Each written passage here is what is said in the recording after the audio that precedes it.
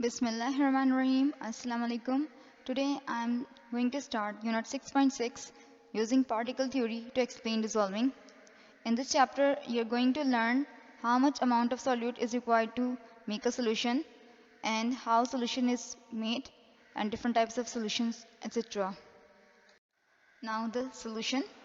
Solution is a special type of mixture which is composed of two or more substances, and in such a mixture the first substance called solute dissolved in another substance known as solvent. Here in this picture you can see solute when added to the solvent it makes a solution. You can take the example of instant tang drink. You know how to make a solution of tang.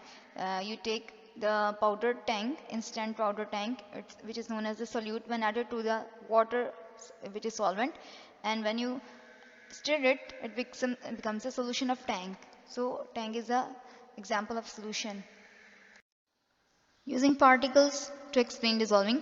When a substance dissolves, it mixes with the solvent and the particles of both substances are randomly arranged. In the diagram, you can see the first picture shows the particles of the sugar in the solid state. The second one shows the particles of the water in the liquid state. And the third one shows the particles in the sugar solution.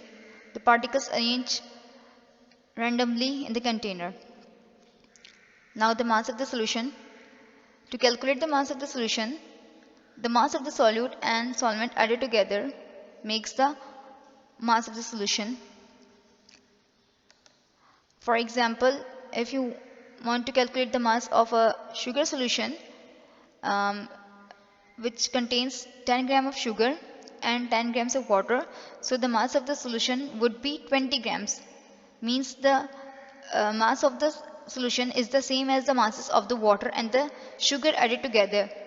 It means that the sugar particles have not disappeared, just the particles of the sugar and the particles of the water, they are added together to make a solution.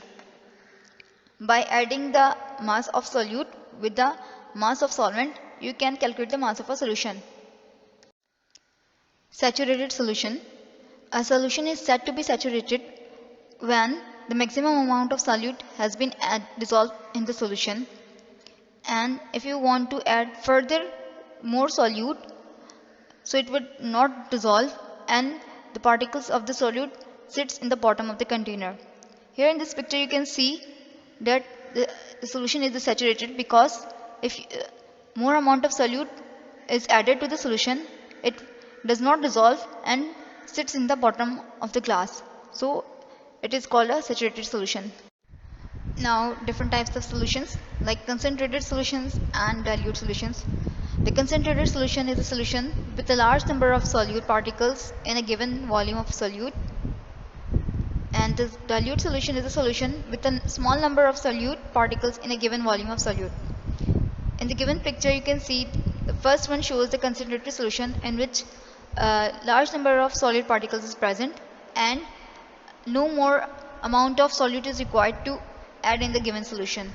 Whereas in the dilute solution, this little amount of solute particles are present and required more amount of solute to be added in the solution. The solubility. The maximum amount of solute that can dissolve in a known quantity of solvent at a certain temperature. Means the solubility is the mass of a solute that dissolves in 100 grams of solvent water. And every substance has different solubility. The greater the mass of a substance dissolved in the solvent, the more soluble it is. For example, in case of sugar solution in the salt solution, sugar solution is much more soluble in water than in the salt solution. Collecting information from secondary sources. To compare the solubility of different substances, you need to collect the information or data from the secondary sources. Secondary sources provide the evidences collected by others like scientists or researchers. These include books, scientific journals, and internet resources. The scientific journals are the collection of the papers written by scientists, and other scientists check the papers carefully. Now making the conclusions from the data. From the data you have taken from the secondary sources, you can draw a conclusion in the form of the bar chart. Here in this picture you can see the solubility of the different solutes dissolved in 100 gram of water to show the different solubilities. In this picture, the lithium chloride is more soluble in among the others, while sodium chloride is very less soluble. Now, end of chapter questions. In the first question, you have to define these terms: dissolve, solution, solvent, solute, and solubility. Just define these words. You can take help from your keywords. Now skip question number 2 and 3. It's not necessary. And in the question number 4, you have to use the bar chart given in your book. From this bar chart, you have to answer these questions: which substance is the most soluble, given in the shown in the bar chart, which one is the least soluble on the bar chart, and the solubility of the copper chloride you have to mention. Now move to your workbook activity given on your page number 37, 6.6, related to this unit. In the first question, you have to match the words with its meaning, and in the second question you are given with a diagram of containing different letters. So you have to write down the which letter represents the best sugar dissolved in the water. And in the last question, you have to calculate the mass of the solution. Like the James has 250 grams of water and added into the 10 gram of salt. What is the mass of this solution?